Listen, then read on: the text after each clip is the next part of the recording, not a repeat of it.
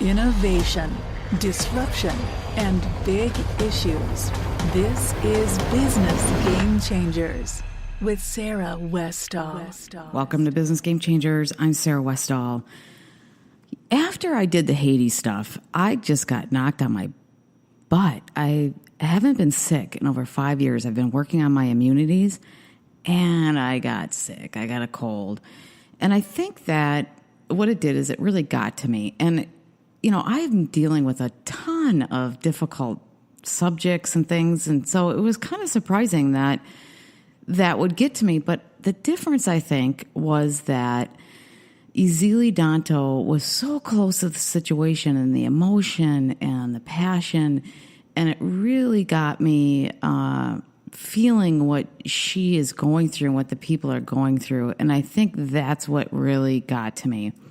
So what I decided to do is bring on an expert that helps with raising your melting point, helping you deal with difficult situations and getting past that.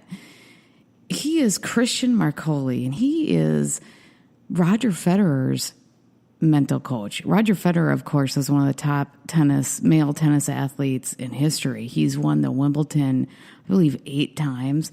And he is just calm under pressure, and he's notoriously calm under pressure. So I wanted to bring on top expert to talk about this. Everybody's dealing with this difficult news all over the place. And you're dealing with it at work, at home. And I think getting some tips from someone like him can help all of us. It's not a full hour show. So what I'm going to do after that show is I'm going to bring back part of the interview that I did with Ezeli Danto from Haiti and share with you how powerful that show was. There's actually 4 episodes that I did with her. You can get to all of them at sarahwestall.com. Highly recommend you listen to them. You know, the stuff that's going on in Haiti is going on elsewhere around the world. It's not unique to there. But because it's so close to us and we have people here on the ground who has experience, we can get a good idea of what's actually going on in some of these other countries. So let's get into our interview now with Christian Marcoli. Hi, Christian. Welcome to the program. Thank you. Hi, Sarah. Nice to be here. Well, I am really happy you decided to join us because I got to tell you, I kind of got knocked on my butt lately doing this Haiti show. It was I actually did two-part series. And the stuff that I'm learning, and, you know, I do a lot of hard shows, and my listeners are used to hearing a lot of, you know, truth. I do truth in all sorts of different areas, and I bring the best people in the world to talk to, and sometimes the truth can be very difficult to handle. And, you know, from my standpoint, this Haiti thing kind of knocked me on my butt. I haven't been sick in over 5 years. I really work on my immunities. And I got sick after dealing with this one. I got a cold and things. And I know it has to do with just it really got to me. And so I think bringing someone like you on who's an expert, you work with top athletes, famous executives, helping them deal with that melting point. So to start off, can you talk about what a melting point is? Well, what I call the melting point is that threshold where you feel that things may be getting too much. This could be, you know, too much either to do or it's too much to take emotionally, a little bit what you were describing. And what happens there is that moment and that point where we kind of start to lose our control. And it's then going to be affected on our emotions, on our thinking. It's going to be affected in our behaviors. And we start to really think and behave in a way which is not productive anymore to the same degree as we would be able to deliver or to perform our best, really, when we would not hit the melting point. Well, and I think I want to tie this to current events and to other listeners who are hearing some of these things that I'm covering. I consider myself a very strong person, and I usually can persevere through a lot, right? So for me, getting sick was like, oh, okay, I need to take a step back. I need to, I started yoga. I did some things, but good. But it's the same going all over. You're listening to the truth can be really hard. And making change and dealing with the things that we need to deal with in order to make the world a better place can be very hard. And I have a lot of leaders that listen, and I have a lot of people that want to help and make a difference. And it can be very difficult. So I think, helping us understand how we can manage some of these pressures. You talk about, the pressures from the outside world. How can the pressures from the outside world and the general environment really affect your melting point? Well, it's a difficult time these days, I find, for a lot of people. As you say, lots of change, lots of orientation. We need to find out what's right and wrong. It's not as clear as it used to be. Lots of ambiguity that we need to deal with.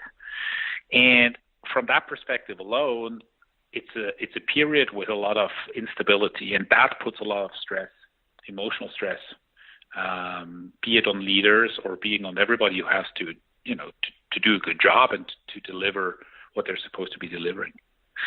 And from that perspective, it's not only about managing the day-to-day jobs or the tasks that you have to do. It's all based under a certain instability or a certain uncertainty. And we've done research with even the top CEOs, and these times, Sarah, are the most unstable and the most unsecure times that people experience. So leading and making a positive impact on people under these circumstances is one of the hardest things for those people. Well, because people are going through so much, so there's a lot of irrational behavior that they're trying to deal with. So they're trying to keep themselves to be a leader while dealing with a lot of irrational and things around them. It's really hard to maintain that composure and that leadership that you really need, even in your own family and everywhere. Yeah. And that's something I'm really also focusing on with, and this is why I wrote this book. It's, performance doesn't really stop at your, workplace or your performance place. It's, to me, performance is a holistic concept. If you're a leader, you're leading at work, you're leading outside of work, you're leading families, you're leading communities. And this has now become so demanding that a lot of people, that come to me and start to work with me really need to learn to manage their energy systematically, because that's such a key thing. It's long days, hard days, lots of open questions. And so much is not in our control. It's like you can't say, okay, let me have a lot of energy in the morning. Let me tackle the most important questions. And then in the afternoon, I go on with the easier stuff. Who knows what comes in, at 7 o'clock after a long day at work, maybe the hardest question, the most important question you need to answer at that point. So I really recommend everyone out there to be caring about themselves in a way that they stay healthy, that they have enough energy at the end of a long working day. I always tell my people that I work with, you need to have 30% energy left when you leave work, so you can make an impact with the people outside of work. And that, Sarah, needs systematic and strategic self-management through the course of the day. Well, it's like my daughter, after having a really hard day, I'm doing that Haiti thing, and my daughter has a complete meltdown at night. She's a teenager. It's part of being a teenager. And so now I have to manage. She doesn't have the emotional ability to handle everything around her. And she's going, what it's like being in high school. Oh, my God. So my daughter's having this complete meltdown, and I have to be a good parent, right? Yeah. So you got up at night and you spent some time with her, right? Yeah, I talk to her and I work through that stuff. I can't just shut her down and say, I got my own crap to deal with, which is what you want to do.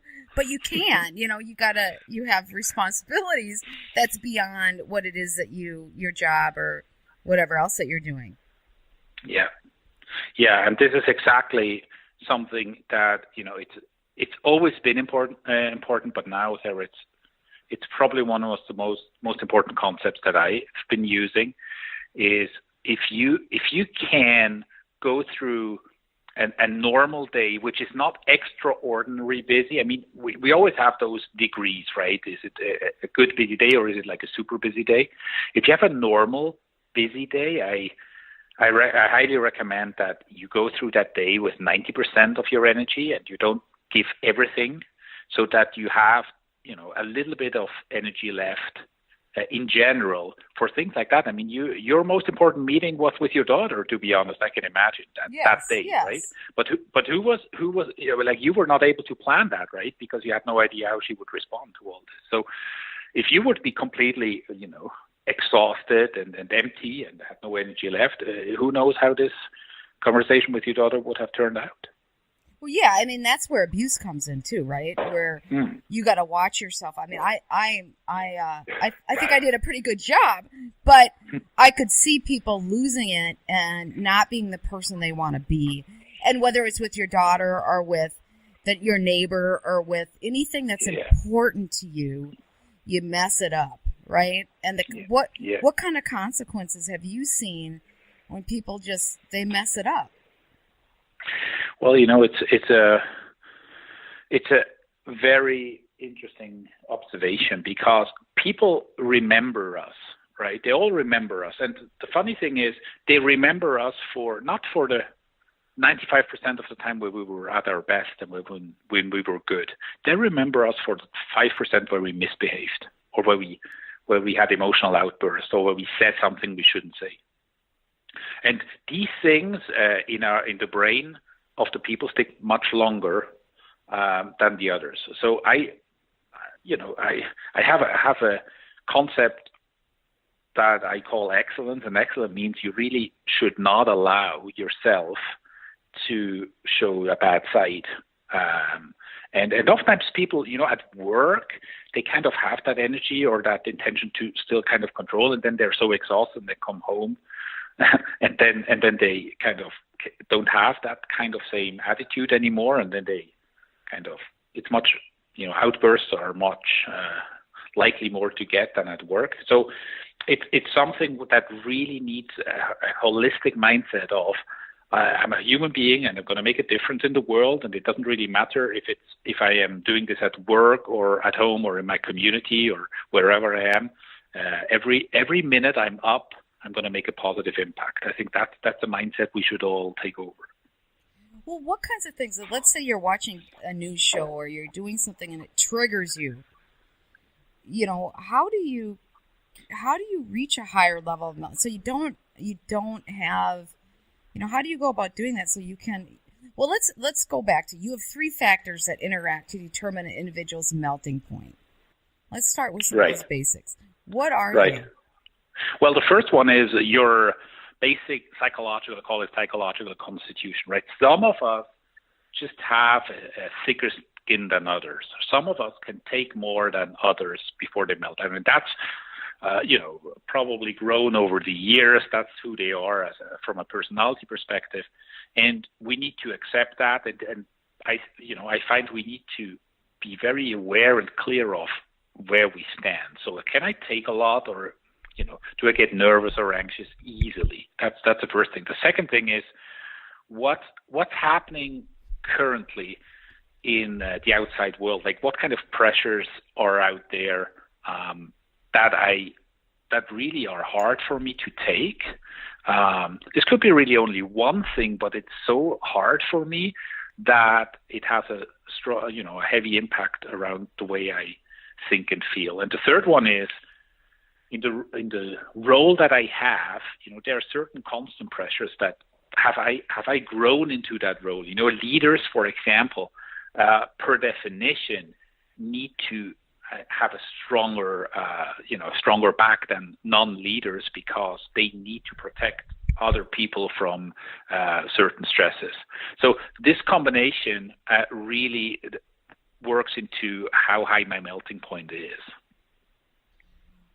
Well, what are some of the main pressures points that raise the heat, as you call it, that cause a person to melt down?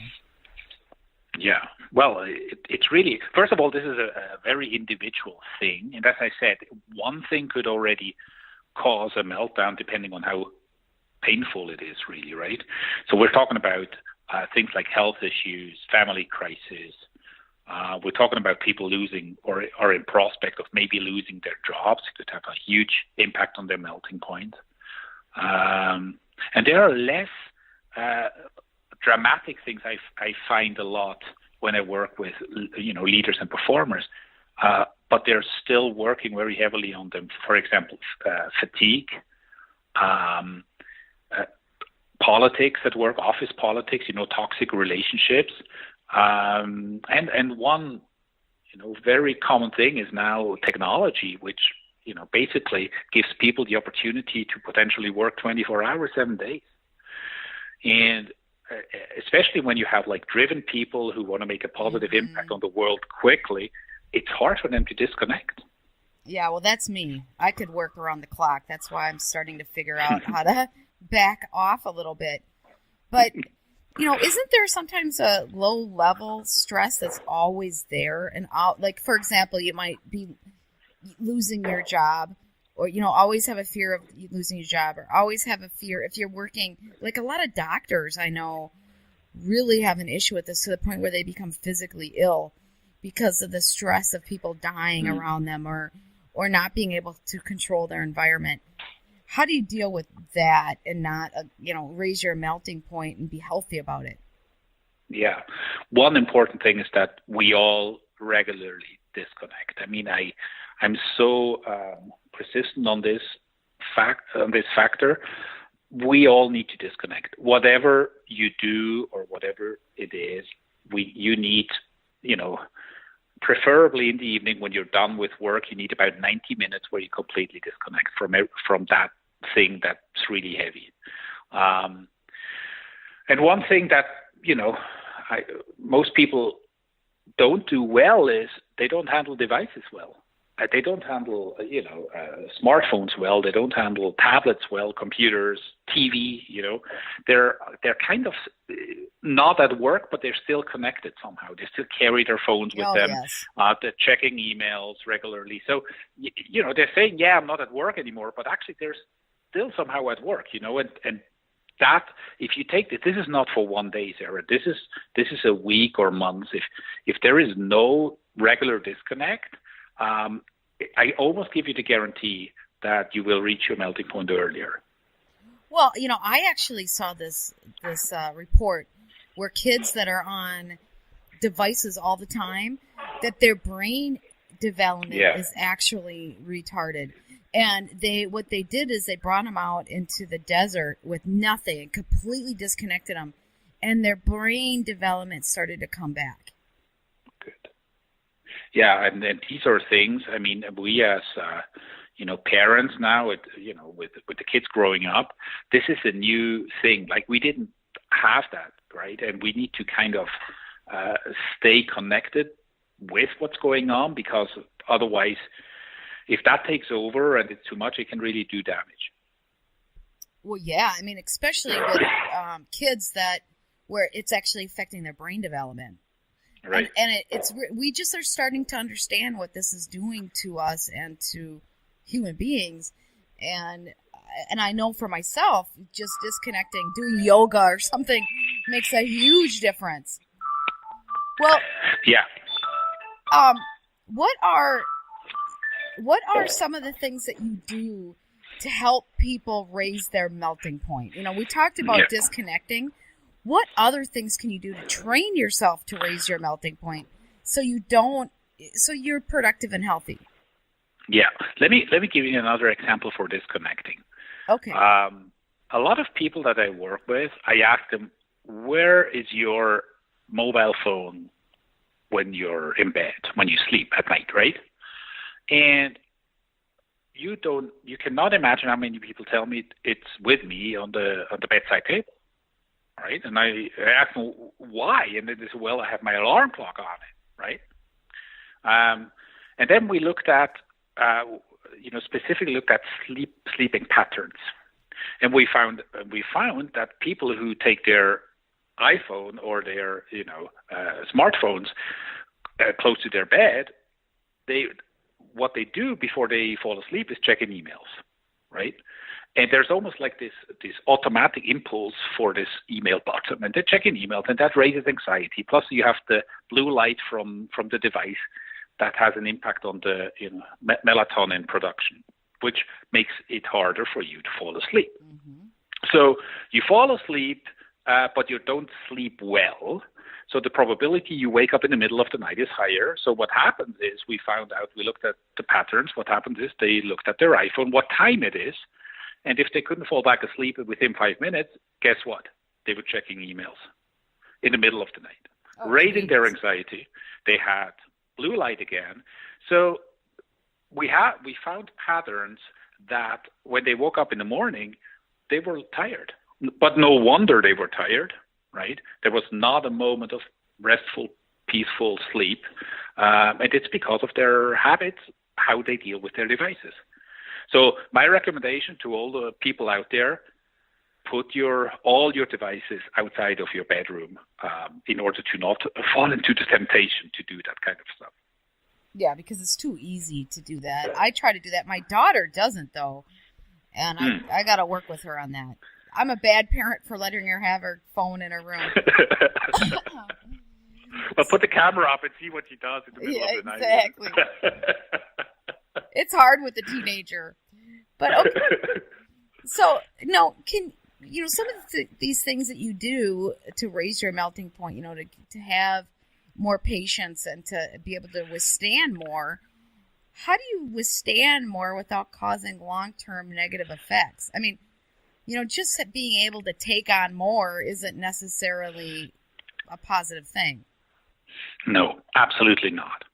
And this is a big danger nowadays because there's so much information available, and it really requires a clear and sharp mind to determine what's the really, really important thing, and have the courage to focus on that.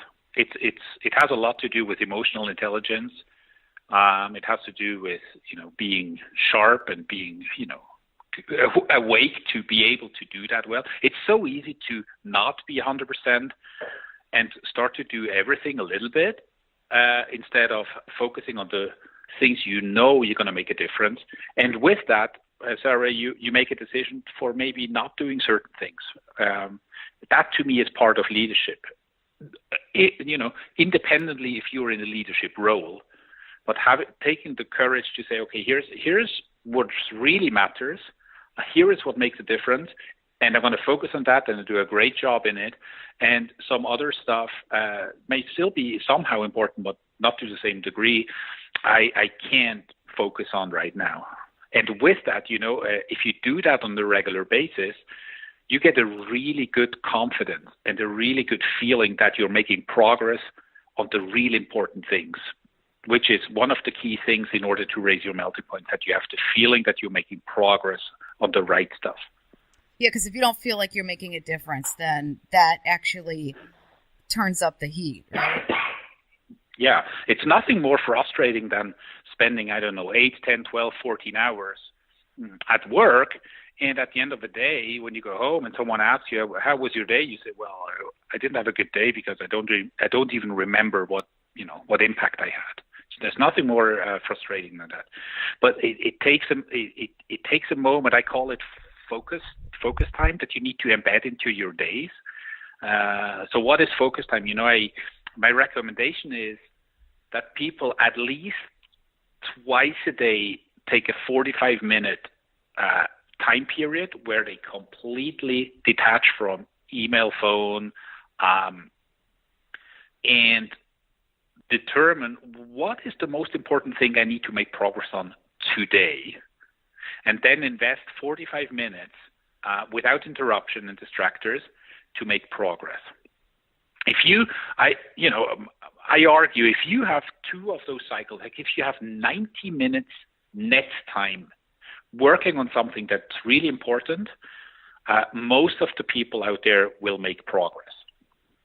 And there is research out there that looks at, satisfaction, and when do people call a day, a good day, when they come home after work, and people ask you, did you have a good day?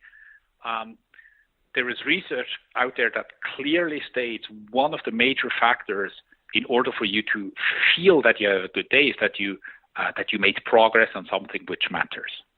So we need to create our behaviors and a structure in a way that we allow ourselves to make progress in order to get that, that feeling at the end of the day that we all deserve. Well, you have worked with a lot of famous people, athletes, executives, all sorts of leaders in the communities and governments and things. Who have you worked with in the past and maybe now? And can you share with us some, I know you can't, if things are confidential, but can you share with us some specific stories that are interesting? Well, a lot of the work I do is really one-on-one, and it is, as you stated, confidential. I can, one thing that is public and where, people all over the world are kind of very amazed of how he does things is Roger Federer, the tennis star, right? I worked with him many years back already, and specifically around increasing the ability to, stay strong and focused and composed under massive stress and pressure, which, in high-level tennis you have that. You're out on the court, millions are watching on TV, and now with him winning Wimbledon and, as the 90th Grand Slam title, I mean, this has been, for so many people in the world, a proof and an inspiration that this kind of concept really works. Well, he really is, and people talk about that. His pressure, his composure under pressure is pretty amazing. He really is kind of legendary in how he does that, and that's one of the reasons why I wanted to talk to you, because of hopefully your insights can really help people and listeners. And I know everybody's confidential, but can you talk about some of the stories that, some things that might help people? Well, the thing about let me start differently. We all have our inner ambitions and goals and dreams and hopes that we kind of want to achieve in order for us to then look back and say that was a great life, or I had an impact on, I really achieved what I wanted. And that is independent on status, I found. And, it's people sometimes feel that being the president of something is the greatest thing on earth, which, doesn't necessarily need to be. It's what makes a difference for you, and where's the deeper meaning for you, and what kind of activity and achievement. So having started with that, for some top performers, this is very clear. I briefly spoke about Roger Federer. For him, being, the greatest tennis player is pretty clear as an objective. For a lot of people out there, though, it's not as clear. What does it mean? What does it mean for you, Sarah? Is it to have the greatest show on earth, or is it something else, right? And I find to develop that clarity of what it really is, right? Is, you told me bringing truth to people, right? It's so much more rewarding than thinking of what comes with it, or how many listeners I have, and how big's my audience. It's really how can I make this place, in this world, a better place by bringing truth to people. That's my goal, is to bring truth and help people make a positive difference and make the world. And I love that. And I love that, right? And for you, in this case, Sarah, I would highly recommend every morning when you got up, take 5 minutes and visualize and check in with this purpose. Because ultimately, when we're connected with that purpose, it drives automatically our behaviors through the day. But I find a lot of people, because they're getting up and they're checking emails right away, or they go to the internet, or they're watching news right away.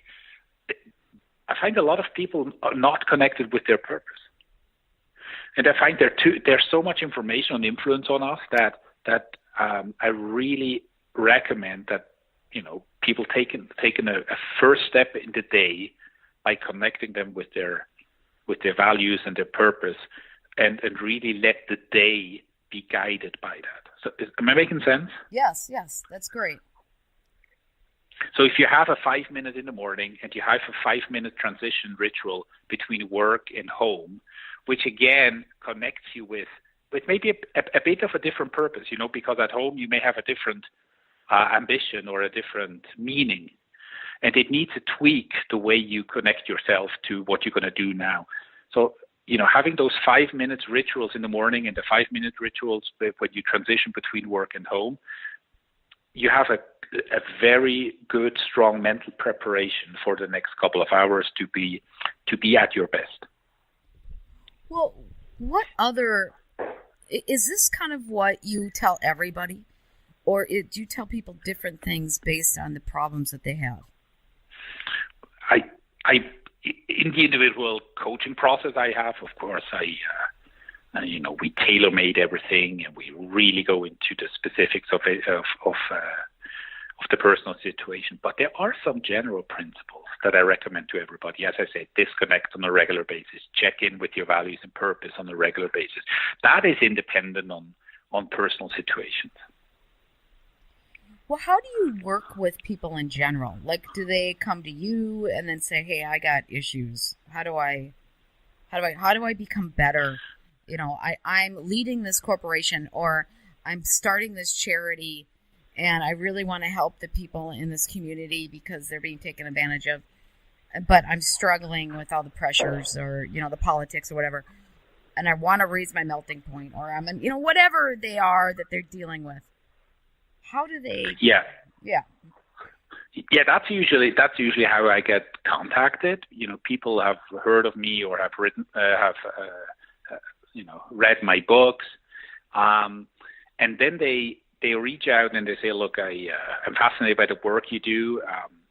It's something that I feel can help me," and it goes in the direction that you were describing. They feel they really can make a difference.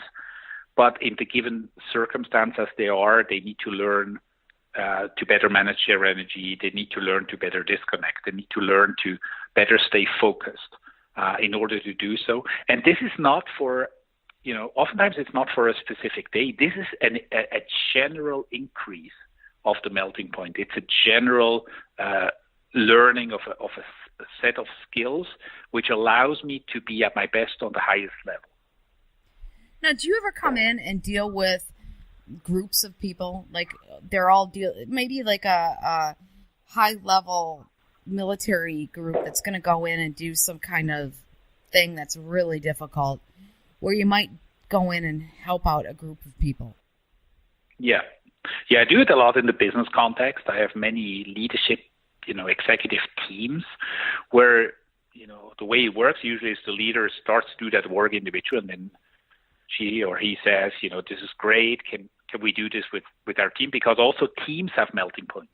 This is when does a team become dysfunctional? You oftentimes can observe a certain amount of pressures that trigger dysfunctionality. And raising that collective melting point is another thing that I do especially with corporate teams. Well, how about with sports teams? That's really interesting. A melting point can be when they fall apart on a field. Yeah, absolutely. In sports, I go as far as saying at the end, when it comes down to a final or who's going to win the decisive match or competition, it's probably 80-90% all about the melting point. And sports is great because we can all watch it, live in the stadium or on TV. We're so close to the athletes doing that. I think that's the fascinating things about sport. We can watch it, and even if we aren't as fit as the athletes, we can still relate to that. And observing people, athletes or teams win while others lose. Ultimately, I find in most cases it's about who has a higher melting point. Yeah, because you can see that people buckle under pressure when they could have just slammed it home, and they just can't do it. Right, exactly. Well, how can people reach you and get a copy of your book? Well, the book's out there. You can order it anywhere, right? So that's easy. And anyone who wants to, reach us and work with us or interested for a conversation, feel free to contact me at www.marcoli.com. And we're doing, our work all over the world. So I travel a lot, and this is long-distance coaching. Everything's not a problem. Thank you so much for joining me today. I really appreciate it. And I have a copy of your book, and I'm going to read it. And I'm not going to stop doing what I'm doing, and it's just going to keep getting harder, and I am okay with that. I just have to come up with some plans. Exactly. And you're going to find a lot of tips in the book, so I hope it's going to be helpful for you. Okay. Well, thank you so much, and have a wonderful day. Thanks, Sarah. You too. Thanks. So I hope you got some good tips there. You can go to his website at marcoli.com, and I will also have his link up on my website if you want to get more information about him and what he does. But let's get into part of my interview now with Ezeli Danto on the crimes that are going on in Haiti. Well, let's dive deeper now into the crimes in Haiti, starting with organ trafficking. Why is Haiti a prime target for this activity? Because we're helpless. We don't have a colonial father like the rest of the 15 European. There's 15 Caribbean nations, and each of them are, Jamaica is still a property or Commonwealth of the Queen. Trinidad is still and plus the world powers have come to Haiti for a reason. Remember, I know Americans don't understand this because it's so irrational. I didn't understand it either because it's so irrational. And I was taught in school that, educated people were scientific and rational. But there's this hatred for Haiti from France, who we beat in combat, Spain, who we beat in combat, and Britain, who we beat in combat. There's a hatred. You're just kind of a sitting duck. I think that not having a large nation supporting you, you're pretty. What you have to understand is at work. I think the first time that they started all this stuff, sex trafficking, sex slavery, all of that, it's with the Catholic Church in Haiti. Just like it's with the Catholic Church all over Africa. If your audience knows anything about sexual abuse, sorts of scars people forever, especially a child. It takes your innocence away. So this is how you have to look at the Haitian oligarchy. The Haitian oligarchy are these light-skinned children that these priests, a lot of them are their children. So there's various levels. So we'll start in 1870, after all this happened and Haiti got its independence, one of our president allowed the Catholic Church to come back as our educators. And so they became our educators. French became our national language. Catholicism became our national, and they brought in the Jesuits. And I think they call them the Father, Le Père something, the Holy Ghost Fathers. I think the first school that started was 1865, and it was the Holy Ghost Fathers, and it was Collège Saint-Martial. They have a group of Jesuit priests that call Frères l'Instruction Chrétienne, like the brothers of Christian education. Louis Gonzague is the school that every Haitian dictator Martelly went to. Okay, these are the schools that educate our various elites. What I have learned because of my work, and because these people come to me on the side, is that many of these children are abused when they're little by these priests. When you say little, how little? Collège Saint-Martial, I think it's like 14 years from from elementary to like an associate's degree. It goes. So they do their education at these levels, right? So they go to these schools. These schools are run by these priests, these French priests, these priests. I just told you the three of them, right? So they start abusing these children when they're in elementary school. That's right. Okay. That's right. I just to do this interview, I spoke to a person, a very good person today, and he told me. I said, listen, it's been a while since I've had this conversation, and I'm going to have this conversation today. Could you tell me what your experience was at St. Louis Gonzague and the Collège Saint-Martial? He says, I have never said this to not even my father. I'm going to tell you, there was a priest who constantly was abusing me when I was a child. And he says, I wasn't the only one. So if any of you have looked at the MK Ultra program where the CIA mind controls folks, one of the ways of mind control is by sexual abuse. So today I have a deeper understanding of the assimilated Negroes in Haiti, the ones that do the coup d'etats, because part of that is sort of like a Stockholm syndrome. Because their parents went to those schools. Those schools are only for certain class of people, not the masses. The masses, they send to these orphanages of Catholic Relief Services orphanages, World Vision, CARE, UNICEF. And so the elite send their lighter skinned people to special schools, and they're sexually and physically or sexually abused, and it's like the MK Ultra program. And the masses go to orphanages, and what happens to the masses? Yeah, the masses go to, now you have to understand that USAID wasn't a factor. Yes, USAID and foreign aid wasn't a factor until the 1970s in Haiti. So that orphanage hoax has only been happening since then, right? But the elites, that's been happening since 1865 when Collège Saint-Martial started, right? So these priests, what happens is that, like, let's say Bridgeport Diocese, okay, because I've dealt with them with the Douglas Perlitz case. Let's say, a priest, I'll give you an example because it happened to me.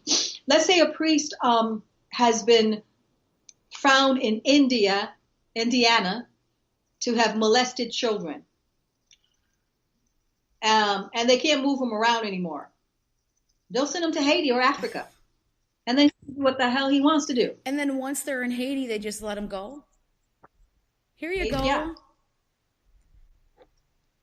Okay. Now, those are the folks that are doing the orphanages thing, because the Catholic stuff is very hierarchical, right? They tell these Haitian children, males, this is all males, they tell these Haitian males that if you want to be a friar, if you want to be, one of us, and they, you have to deal with this.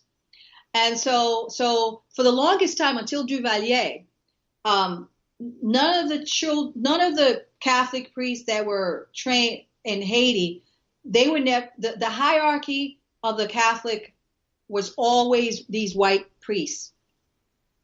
It wasn't until Duvalier came into office that he changed it, and then you have like darker skinned kids allowed to get into school. That's why, so that came in 1957. But before, it was all these, they would not really let, unless you're very powerful black person. It was more the light skinned folks, and no Haitian, no matter what color, was allowed to be a priest in Haiti. But now they have them as part of the priesthood. And of course, I was representing Aristide, and he was a former priest, and I've represented a lot of priests. So I was able to just get inside information about a lot of this stuff.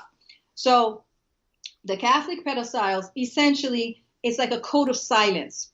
Because to go to St. Louis Gonzague, to go to these schools, it's like going to Harvard, right? Because if you go to St. Louis Gonzague, right, it's a Jesuit school. It has Jesuit schools like, it has Columbia. A lot of Haitians have gone to Columbia University coming from these schools. So if you can, and I had this conversation today.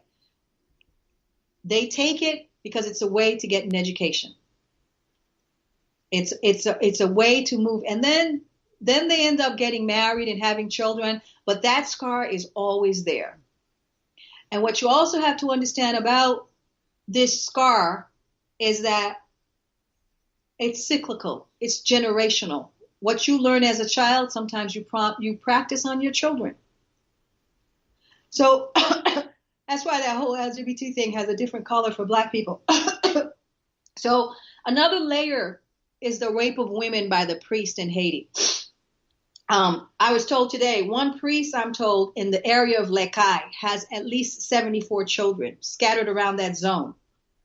If you are a poor Haitian person and you can't pay for your child to be baptized, and they tell you, if your child don't get baptized, you're going to go to hell, then either you sleep with the priest, or there's a place they told me today in the north where one of the priests owns most of that land because he gets a piece of tract of land in exchange for doing baptism, funerals, and marriages. So Collège Séminaire Saint-Michel is, like I said, is one of those spaces. I did speak to one person who said to me that only one of the priests there tried to molest him, that he had like 10 other teachers and nothing like that ever happened to him. Because I want to make that point because he said that to me. And they're run by, like I said, the Holy Ghost Fathers. And then you have St. Louis Gonzague. So if they're not the priests that have a fetish for Black boys like this, they're the ones that are doing pedophilia on the children. One of them said to me, his mother one day had brought his sister to a service. And the priest said, don't ever bring her here again because, she might end up getting abuse. So that is very critically to understand about the mindset of some of these men in Haiti, because then when the international community comes, they sort of even expect it that that's what they want from them. So do people go there as tourists, or men go there from around the world looking for the sex with minors? Is it easy to get that set up? That's right. Yes, it is. My first case was Douglas Perlitz. He was at the Jesuit University of Fairfield University in Connecticut. He had been raping and molesting Haitian children at a project in the north called Project Pierre Toussaint.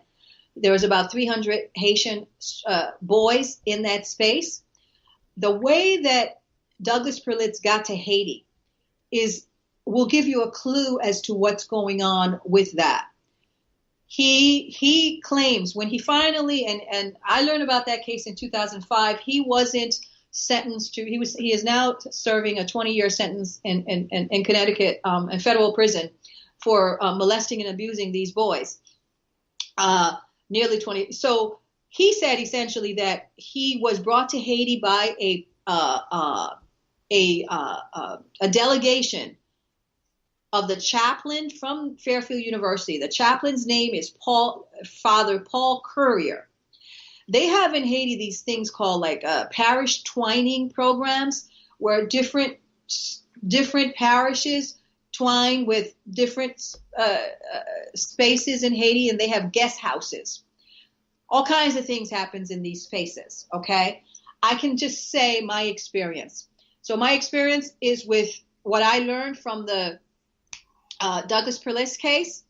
The boys, in exchange for giving these boys like food, blankets, and pillows, he required them to do certain acts, and he taught them those acts. If your audience go on any of these internet sites, this guy actually had a fetish for Black children. So in the pleadings that the prosecutor, the prosecutor listed the sites that they found on his computer. Stuff like gay black boys, Caribbean, all kinds of things like that, that you would never, I mean, this stuff is so nasty. It blows my mind. I'm going to have to wash myself after having this conversation. But this is what they do to the most vulnerable people on the planet. I had the honor of representing those boys at Douglas Perlitz, and I'm going to put on my website, if I in the next couple of days, the actual statement that I made in court in New Haven when we went after Douglas Perlitz. But what's really important, in a connection to the Clintons and other people in this kind of stuff, is that there's a picture out there where the Paul Farmer, who was UN Deputy Envoy to Haiti under Bill Clinton, is giving the thumbs up to Douglas Perlitz, this pedophile. They all stick together. I had no clue that these white people were doing this kind of thing. Now, could you prove that the Clintons were related to this child trafficking case? I can't prove that. I can prove that they're associated with Paul Farmer. Bill Clinton was UN envoy to Haiti. Paul Farmer was deputy UN, and he was chosen by Bill Clinton to be his wingman. Also, Hillary Clinton had nominated Paul Farmer as the to be the mission director. He didn't make it, and I'm told the reason that he was withdrawn was because of certain things that are in his background. I was told that by a very knowledgeable intelligence person. What we are told, and I can't prove it, is that there is a hospital that was built in the North by Paul Farmer. He is the head of something called Partners in Health. And everybody kind of lionized this person because he's written these books that makes him looks like he's very progressive. And he may have started out progressive at a certain point, but he's definitely part of the war party. He's definitely part of the neoliberal party. He's definitely part of the pathology of power in Haiti. He, like I said, he was hanging around with this pedophile. They know more than I did. I didn't know these white men. Okay? I'll tell you what happened to me. When I was representing Haitians who were being killed by the coup d'etat people, this guy who now is the head of, his name is Brian Conconnon, who's the head of IJDH, Institute for Justice for Democracy. And on his board is Paul Farmer. Remember I told you Paul Farmer was the deputy UN envoy under Bill Clinton. He's also the guy that owns the big what do you call that? Hospital. They built a hospital, not where the earthquake was, but in Hinch, in Mirbalais. That's Paul Farmer's hospital. And there's allegations, I'm not making these allegations, but people like George Webb says that there is trafficking going on there in terms of organ trafficking. So it's like, but I do know, what I know for sure is the connection between Paul Farmer, Douglas Perlitz, Fairfield University, Brian Conconnon, and there's another from, I won't name him because he's in Philadelphia. These lawyers who say that they're representing Haitian interests and they're representing the left, the Lavalas, the Aristide. When I walked into that space, I did not know this stuff was happening, that they were hurting children. And then they would tell me, when I said to the Haitian men, for instance, who were activists, I said, this guy is going on a delegation and he's sleeping with little 14 and 15-year-old girls because he is paying for their education. Like a lot of these activists would go to Haiti and they would sleep with these 14, 18-year-old girls while they telling everybody that they're for social justice. How are these little girls going to say no when they need an education? And these activists are doing it. Well, this is the reason why none of them talk to me. And this is the reason my name is like mud. Because I've said, I don't care if you're mammal, mineral, plant, or vegetable. You hurt a child. And I don't care if that child is on the Republican side or Democratic side, la side, whatever. Esli Dantos coming after you. If I can prove it, I'm going to put you in jail. I'm going to put your name out there. So I was at the beginning when I didn't know anything. I was looking at my elders who were here before me, and they were hanging around with all these guys. And I ended up understanding what was going on because one day, one of these lawyers connected to IDGH, I'm not going to mention his name, called me up and said, Ezeli, you got, and this is when IDGH didn't have a platform. Today, IDGH is the guy who did the cholera case. They kicked me out of that cholera case because they can get Matt Damon and all these other people to be on their board, right? And so they can take on these big cases and get a lot of money, right? So one day, one of these guys called me because I had the Esli Network in 2004 when IDGH did not even have a platform yet.